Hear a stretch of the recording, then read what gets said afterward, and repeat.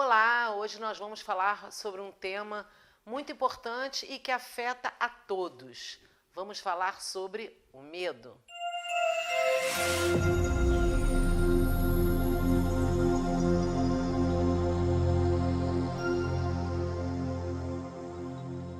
Mas antes de falar sobre o medo em si, vamos ver da onde ele vem, como é que ele encontrou a nós. Nós percebemos o mundo através dos sentidos. Os órgãos dos sentidos são aqueles que fazem com que a gente tenha essa leitura de mundo. São 5, porém os mais utilizados são o visual, o auditivo e o sinestésico. A menos que a sua profissão seja específica de olfato e paladar, como por exemplo gastronomia, os pesquisadores eles incluem o olfato e o paladar no sinestésico, nas sensações da pele. O medo ele está incluído nas nossas emoções primárias. E quais são as emoções primárias? Elas são aquele do filme Divertidamente. Você já viu o filme Divertidamente? Se não viu, eu recomendo, porque é uma bela aula de como as nossas emoções funcionam no nosso corpo.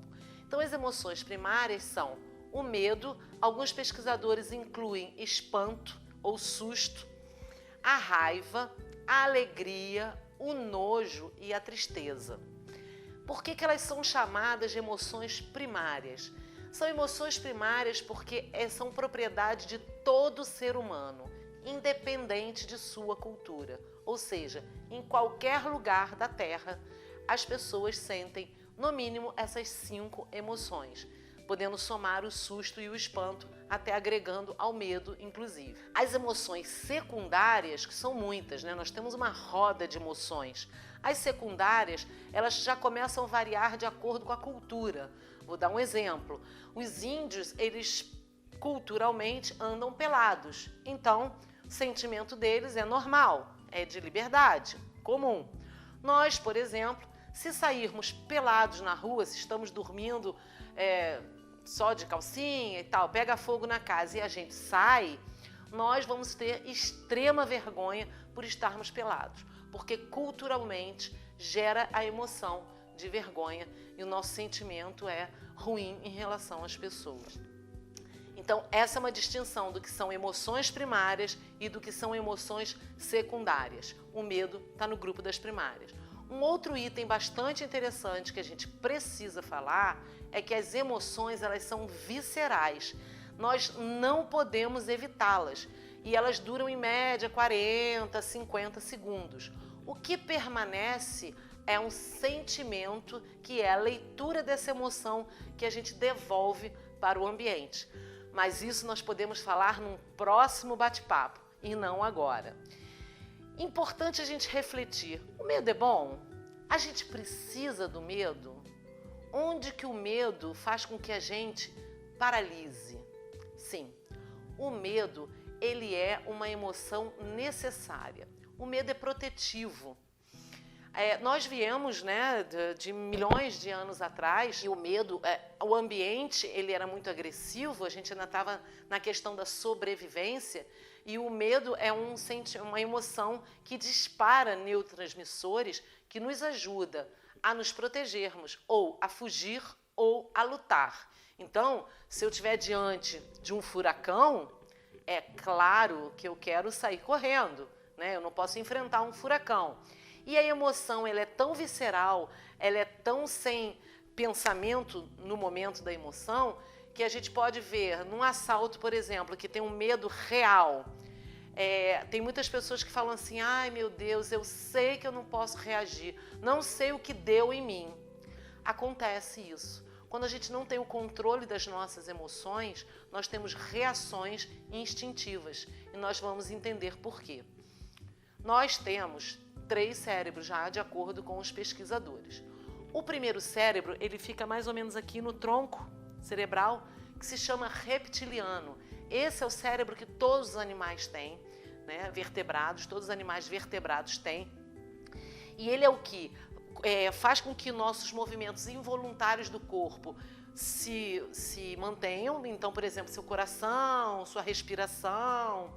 Mas é ele também que descarrega neurotransmissores quando você se vê em perigo. Isso é enviado por um outro momento do cérebro, um outro espaço do cérebro, pelo nosso segundo cérebro, que é o sistema límbico. O sistema límbico ele tem vários elementos e dentro do hipocampo tem a amígdala. Importante dizer que uma emoção ela só é gravada em nós quando temos uma experiência forte, porque ela se transforma em memória. Então a nossa memória ela é construída a partir de emoções, de experiências fortes e que vamos construindo. Mas algumas das nossas emoções elas são deturpadas também pelo ambiente.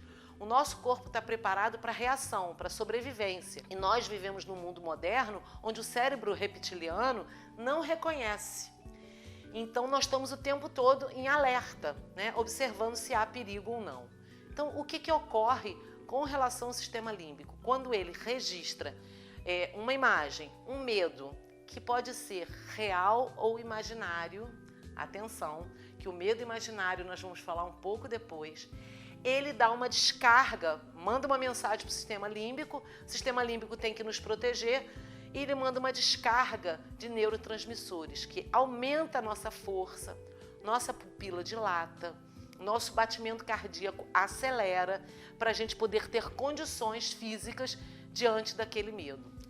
A palavra medo vem de metus, do latim, que significa uma perturbação angustiosa diante de uma situação de perigo, que pode ser real ou imaginária. No nosso caso, na vida moderna, nós temos muitos elementos que ameaçam o nosso cérebro reptiliano, porque ele não está acostumado. É um cérebro bem antigo. Então, o tempo todo ele está em alerta pela nossa sobrevivência. Quando a gente tem essa descarga de neurotransmissor, que o sistema límbico dá o acionamento para o reptiliano descarrega, os neurotransmissores nos transformam em pessoas mais fortes, pupila dilatada, coração acelera, para que a gente tome alguma atitude, ou lutar ou fugir. No caso do furacão, nós iríamos fugir. No caso de um leão, não sei, eu fugiria, não sei se você lutaria. De qualquer maneira, a gente tem uma carga extra no nosso corpo. Quando esse medo ele é imaginário, você tem todas essas sensações, porque os neurotransmissores também são descarregados. Então você fica com a garganta seca, pupila dilatada, coração acelerado, sudorese, porque aí você não gasta aquela força extra e o seu corpo começa a ter outras sensações. Você não gasta aquilo está correndo na sua corrente sanguínea, você tem sensação de desmaio ou de que vai morrer. Tem branco, não sabe muito bem o que vai fazer. Isso acontece quando o medo é imaginário e a gente permite que isso ocorra, porque o sistema límbico ele é muito rápido, ele não pode pensar muito, ele tem que reagir para te proteger. Então, qual é a forma que eu tenho para diminuir essas sensações ruins ou até mesmo eliminar essas sensações de um medo que não é real? Se a gente alimenta essas sensações, ela vira um terror, te paralisa. Pânico. Quem já teve a síndrome do pânico, como eu, sabe que essas sensações vêm do nada e você não consegue distinguir muito bem qual foi o evento que desencadeou. De repente, você começa a ter aquelas sensações e aquilo te dá medo de morrer. Aí vem o grande lance, o nosso cérebro 3. O terceiro cérebro só nós temos, que a gente chama algumas pessoas chamam de CPF, córtex pré-frontal ou neocórtex. É aqui, bem aqui, frontal, aqui. É a nossa massa cinzenta de grande volume e que ela é responsável pelas nossas funções executivas, nossa cognição, nosso planejamento. Isso nos diferencia dos outros vertebrados em termos cerebrais. Só que o nosso cérebro ele gosta da rapidez, até porque ele gasta 20% da nossa energia corporal. Então, para você ter reações racionais diante de uma situação de enfrentamento de medo, é preciso que você treine esse cérebro. Ele precisa entender que o sistema límbico tem que ser freado. Lembra que eu disse? O sistema límbico, como ele tem que responder rápido, ele corta o seu raciocínio para você ter uma resposta rápida. Se você treina o seu córtex frontal e treina, questionando, desenvolvendo seu autoconhecimento, sua inteligência emocional, você começa a uma fase de porquês, só que é uma fase de porquês adulta. Você vai começar a questionar aquelas emoções, e aí não é só o medo, as outras também. Você vai começar a questionar se elas são reais, imaginárias, necessárias ou não. E quando você adquire conhecimento, começa a estudar, você começa a compreender aquelas situações vividas e que você começa a planejar respostas. E aí o sistema límbico começa a ter uma competição ali do córtex frontal já te barrando a ter uma reação imediata. Você consegue ter controle do seu corpo se você adquire conhecimento, treinamento, começa a questionar as suas emoções e aí sim os seus sentimentos, lembra que eu falei que é aquilo que você transmite ao ambiente, podem ser controlados. A emoção não, o sentimento sim. Quem já não ouviu dizer que a dor é inevitável, o sofrimento é opcional e está mais ou menos relacionado aí. E ao longo desse tempo que eu tive síndrome do pânico, eu me interessei pelo assunto e foi aí que eu comecei a estudar o medo. E eu não sou uma acadêmica, não sou uma médica, nem uma neurocientista, mas estudei muito, conversei com muitas pessoas e fui pesquisando, e a minha própria experiência pessoal. Eu comecei a perceber que o medo, ele é social. Veja bem, agora essa gravura, que diferença daquele furacão? Agora é um bicho-papão. E se você olhar, é uma produção de sombra, certo? Não existe. É um medo imaginário, mas que causa aquele pânico e aquele terror. E provavelmente tem uma descarga aí de adrenalina, sobe cortisol, corta, bloqueia o raciocínio. E a gente diz às vezes quando tem pânico, eu sei que o medo é irracional, certo? Porque não tem motivo. Só que o nosso medo também é construído ao longo das nossas experiências ou da experiência do outro. Eu vou dar um exemplo. Eu fui mordida por cachorro aos 2 anos de idade. E eu tinha pânico de cachorro. Eu já fiz loucuras por causa de cachorro. Inclusive, fui atropelada grávida por uma bicicleta fugindo de um cachorro. Eu me coloquei em risco. Estava naquele momento irracional. Eu já pulei o balcão de um açougue por causa de um cachorro. Então, são atitudes irracionais que depois você para e fala, meu Deus, por que eu fiz isso?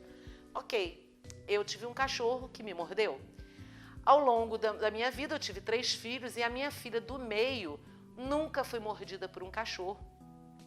Mas ela começou a desenvolver o mesmo pânico que eu tinha. Ou seja, a minha experiência, a minha emoção, a minha memória era tão forte que eu consegui influenciá-la a ponto dela ter as mesmas sensações que eu. E aquilo nos preocupou muito porque uma vez ela também se pôs em risco, se machucou por causa de um cachorro e nós decidimos ter um cachorrinho. E aí eu continuei pensando sobre medo, pesquisando e eu percebi que a maioria dos nossos medos são sociais. Eles são construídos por histórias e experiências que nós vivemos e que não digerimos, talvez por não compartilhar com o pai e mãe, ou por aquele momento foi impactante. E na maioria das vezes eles são imaginários. Eu vou dar outro exemplo, eu sempre tive pavor de escuro, eu sempre fui uma menina muito medrosa. Eu tive um irmão que me assustava muito, ele era bem mais velho do que eu e gostava de pregar peça, como todo irmão, e desenvolveu alguns medos em mim. Inclusive da mulher loura, né? Voltei a urinar depois de grande, porque não ia banheiro, não levantava de madrugada, enfim. Mas o medo do escuro era uma coisa muito forte. Minha mãe sempre tinha que deixar uma luzinha para eu conseguir dormir e ir transitar pela casa se eu precisasse à noite. E meu filho nasceu, meu primeiro filho nasceu, e ele, ao longo do tempo, eu botava essa luzinha no quarto. E ele desenvolveu um medo dessa luz, o foco de luz. E começou a ter medo de qualquer foco de luz no escuro. Então, se eu fosse num aniversário com ele, eu tinha que ir embora na hora do parabéns, porque a vela acesa causava pânico. E um dia, estava eu e ele sozinhos em casa e acabou a luz. E aí, faz o quê? Eu com medo de escuro e ele com medo de vela. E naquele momento eu percebi que era o momento de eu resolver o meu medo. Eu peguei ele no colo, fui para a janela, apesar de morar numa rua sem saída, tinha bastante movimento. E eu me confortei com as luzes dos carros, dos faróis. E ali eu percebi, nossa, acabou meu medo, né? E nunca mais tive medo de escuro. Então, quando a gente racionaliza, quando a gente pergunta por quê, qual a necessidade disso, e tem várias técnicas, né? A gente tem várias técnicas da programação neurolinguística que ajuda, né, a questão do medo e da ansiedade. A gente percebe quanto tempo a gente perde, quanto cortisol a gente produz desnecessariamente. E aí eu ouvi uma vez uma frase que eu achei fantástica para explicar o medo. Não é minha, eu li, não tem um autor que eu possa dar para vocês, mas achei extremamente interessante. E vou pegar o exemplo do cachorro de novo. O medo é uma nostalgia do passado, ou seja, uma experiência que eu vivi no passado, que eu trago na memória, uma lembrança, que me preocupa do futuro, ou seja, me traz uma ansiedade do que pode acontecer com aquele objeto que eu tenho medo, e me deixa sem viver o presente. Então, o cachorro que me mordeu aos 2 anos, eu enxergo ele no meu presente projetando para o futuro, vai me morder. E deixo de viver a experiência com aquele cachorro do presente, que às vezes era um filhotinho, né? Às vezes o dono dizia, não faz nada, pode fazer carinho. Então, aquele cachorro do passado me projeta para o futuro, me deixa não viver as experiências necessárias do presente. E é por isso que a gente precisa entender os nossos medos e resolver.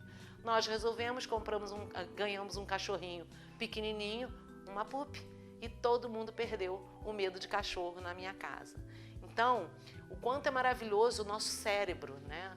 O cérebro, ele é o órgão, só que quem domina o cérebro somos nós. É preciso que a gente desenvolva treinamentos e técnicas em ambientes seguros para que a gente possa chegar ao equilíbrio, que é exatamente o que a gente deseja, entre as emoções e a racionalização. Não é virar um robô, é compreender de onde vêm as emoções, como que eu quero apresentá-la ao mundo, de que forma eu posso sentir aquela emoção, mesmo as emoções negativas, né? Porque as emoções, se elas não são cuidadas e vão ao extremo, nos causam coisas graves, falta de apetite, falta de libido, o nojo, né, impede que a gente conviva com as pessoas, a tristeza profunda causa depressão e pode levar o indivíduo à morte. Então, pegar esse coração, equilibrar com esse cérebro, saber entender as suas emoções e de que forma você quer reagir a elas e se apresentar ao mundo é uma forma de você minimizar o seu medo diante de qualquer coisa. Espero que você tenha gostado desse vídeo. Se gostou, deixa um like, compartilha, salva para quando você quiser ver novamente, ou então marque os seus amigos que você acha que precisam ou que vão gostar desse conteúdo. Um abraço e até a próxima.